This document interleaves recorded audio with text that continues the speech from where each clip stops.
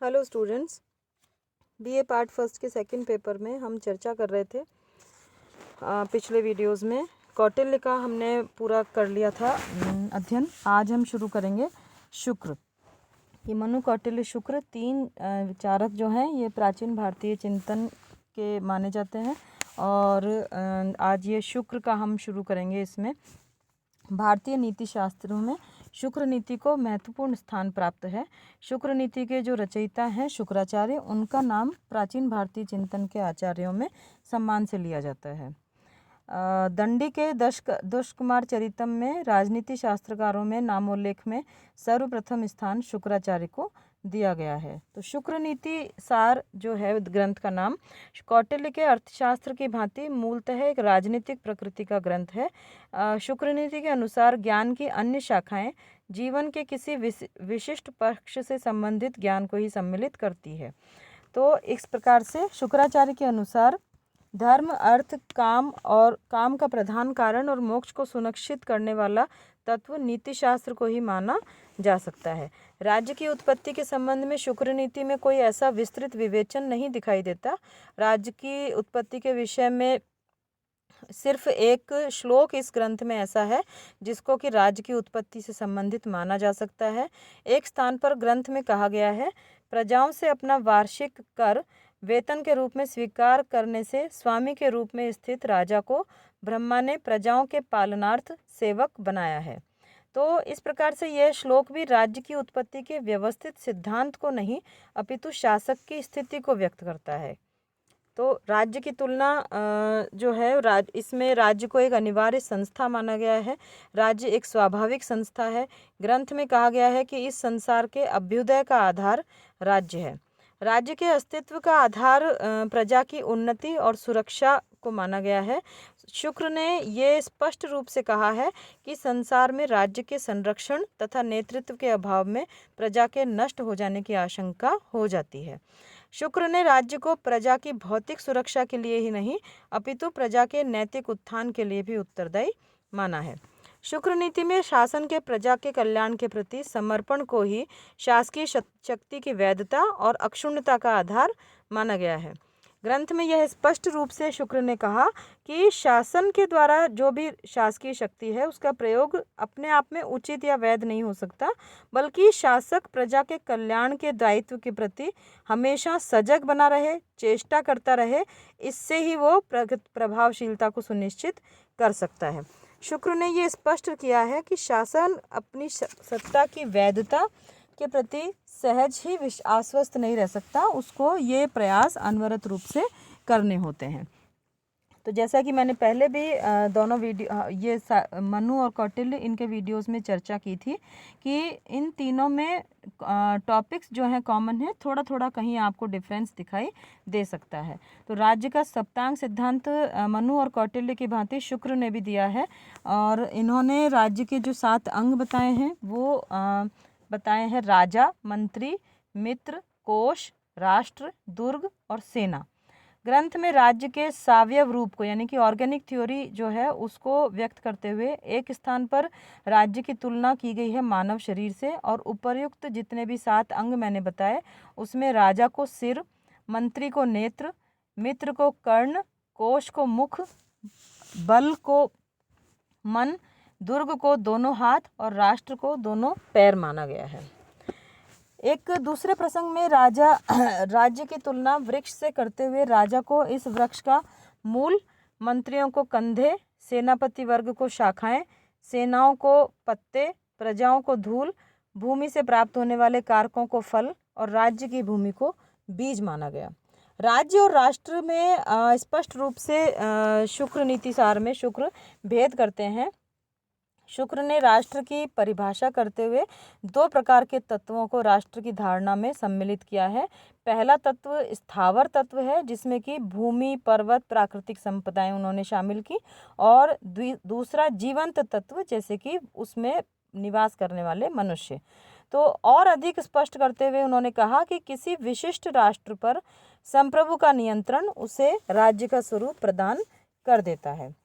राज्य की आधुनिक परिभाषाओं में राज्य के 4 तत्वों को स्वीकार किया जाता है। वो 4 तत्व हैं विशिष्ट भूभाग, जन समुदाय, शासन और संप्रभुता। राज्य के कार्यक्षेत्र के बारे में हम बात करें, शुक्र ने जो राज्य का कार्यक्षेत्र बताया उसमें लोक कल्याणकारी राज्य की अवधारणा से संबंधित बातें दिखाई देती हैं।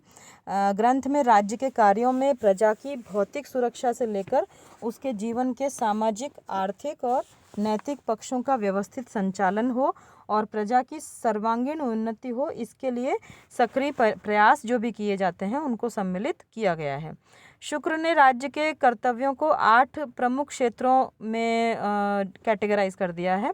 दुष्टों का निग्रह यानी कि दुष्टों का नाश, दुश्मनों का नाश, प्रजा की रक्षा, प्रजा का परिपालन, न्यायपूर्वक कोष का अर्जन, पूरे राज्य में निवासियों से कर वसूल करना, शत्रुओं का नाश करना और निरंतर भूमि का अर्जन करना। तो प्रजा की सुरक्षा जो है वो सबसे प्रमुख दायित्व माना है शुक्र ने। लोक कल्याण की बात करते हैं शुक्र की क्रूरता न की जाए, उदारता पूर्वक दीन असहाय जनता का पालन किया जाए, अनेक लोक कल्याणकारी कार्य जितने भी हैं उनको संपन्न किया जाए, मंदिर उद्यान बनाए जाएं, कुएं, बावड़ी, सरोवर, उद्यान, गलियां, मंदिर, मठ, धर्मशाला, इन सब का निर्माण किया जाए, पर्यावरण की सुरक्षा की जाए, नगर और ग्राम का सौंदर्यीकरण किया जाए, जलाशयों का निर्माण किया जाए, राजकीय कर्मचारियों के लिए आवास गृहों का निर्माण किया जाए, धर्मशालाओं में ठहरने वाले व्यक्तियों के आवागमन को अच्छे से उनको कंफर्टेबल बनाया जाए। अर्थव्यवस्था का निर्वाह करने को भी उन्होंने एक राज्य का आवश्यक तत्व बताया कि पूरे राज्य में व्यवसाय और वाणिज्य के संदर्भ में उपभोक्ताओं के हितों की रक्षा की जाए, तोलने, वाणिज्य के नियम का पालन करने, मुद्रा, सिक्के, धातु आदि के संदर्भ में व्यापारियों के उचित व्यवहार को सुनिश्चित करने के लिए राज्य को हमेशा प्रयत्नशील रहना चाहिए, ऐसा उन्होंने विचार व्यक्त किए अपने ग्रंथ में।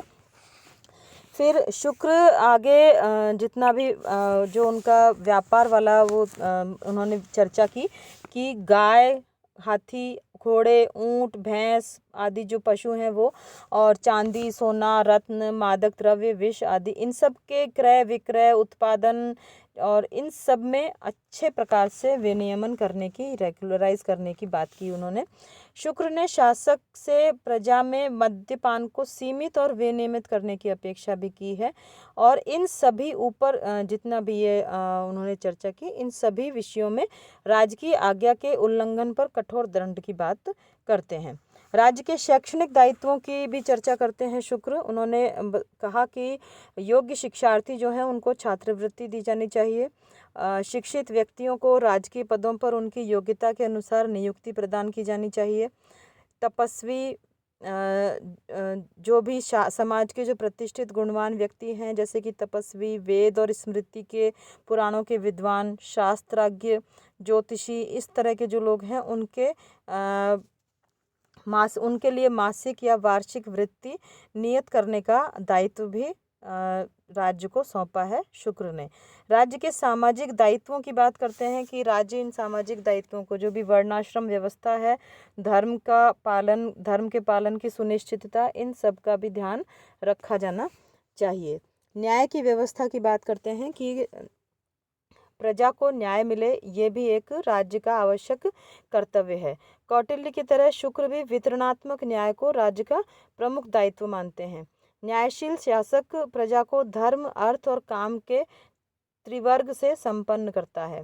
प्रशासनिक प्रणाली के निर्वाह की बात करते हैं शुक्र कि पूरा अपना राज्य जो है, प्रशासन जो है वो व्यावहारिक और विवेक सम्मत आधार पर संगठित होना चाहिए। शासन निरंतर तरीके से ये देखता रहे कि जो भी प्रशासनिक अधिकारी और कर्मचारी हैं वो अपने दायित्वों को भली प्रकार से पूरा कर रहे हैं। फिर इसमें एक सबसे महत्वपूर्ण बात यहाँ पर यह है कि शुक्र कदाचित वो प्रथम भारतीय विचारक हैं जिन्होंने प्रशासन के आंतरिक पक्ष, जो भी डिटेल्ड जो चीज़ें हैं, जैसे कि कर्मचारियों का वेतन, वेतनमान, पदोन्नति, भविष्य निधि, पेंशन, अवकाश इत्यादि के संबंध में बहुत डिटेल में उन्होंने चर्चा की है। परराष्ट्र संबंधों के निर्वाह की बात करते हैं कि अंतर्राज्यीय संबंधों का कुशलतापूर्वक संचालन करे राजा। राज्य को अनावश्यक युद्ध से और टकराव से बचाए, और जो भी इस संबंध में सैद्धांतिक आधार जो हैं षाटगुण नीति उपाय जिनकी हमने पहले चर्चा की है उनका ध्यान रखते हुए इस जो अंतर्राज्य संबंध है उनका निर्वाह करें।